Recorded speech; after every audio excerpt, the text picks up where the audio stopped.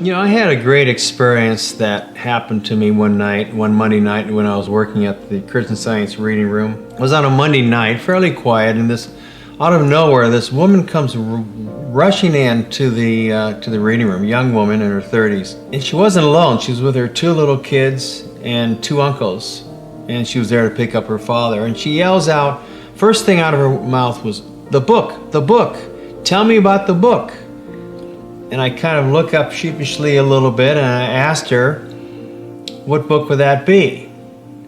Of course, I had a feeling what book she was talking about. And she points at Science and Health, the book Science and Health, right on the desk. Science and Health, the Key to the Scriptures, by Mary Baker Eddy, right at the desk. And she said, that book, I want to know more about that book. And I said, well, sit down. And she sat down, and I said, well, what do you know about it? The very night before, just a Sunday night, she was in her bedroom, and she located in her bookcase a copy of Science and Health, and she started thumbing through it and started reading it, and she read the complete chapter of Science of Being, and she was so fascinated by it that she rushed all around the house asking people with the book, holding the book just like this, where did this book come from?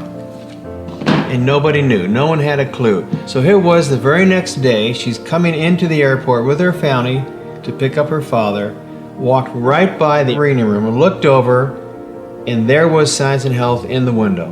And that click, she rushed in and she wanted to know everything she could about Science and Health. But we sat down and I told her that we were a Christian religion and we based our teachings on the King James Version of the Bible. We went over the basic understanding and definitions of God, man, Jesus, church. We went over a number of experiences, chapters in the book. I told her about Christian Science reading rooms and churches, and I told her where they were located in her area. I just talked to her about practitioners and how they help us in working through our challenges through life and through prayer. I know she left with a heightened sense of God and man's relationship to God. She left with an armful of periodicals and with a whole renewed spirit of understanding. And it was just so wonderful to have had this wonderful person coming in seeking that cup of cold water. You know, I had an experience in high school that I've had many experiences in Christian Science, but in high school I had one I wanted to share with you today. I had two wisdom teeth removed at the same time, and you can believe that the dentist was painting all these pictures afterwards that when I got home and when the Novocaine would be wearing off, I would have pain and suffering, inflammation, swelling of the jaw, and all this stuff. But when I came home as a student of Christian Science, I put a stack of the records of the talking book of Science and Health onto the record player, and I listened to the chapter of Christian Science Practice.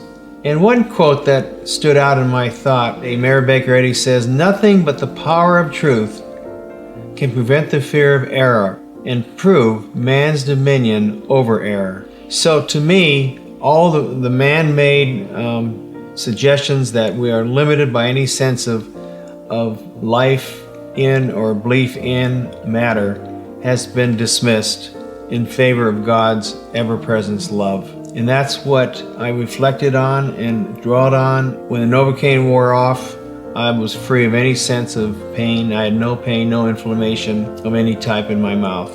Just totally free from anything. The reading room is certainly available to all as a place for quiet study and prayer. I was blessed. I felt it was so wonderful to be able to be there when this lady came in with her family. I was so inspired by her visit and have been inspired in working with Christian Science and certainly in the reading room, sharing the truth with others, seeking truth, seeking that cup of cold water.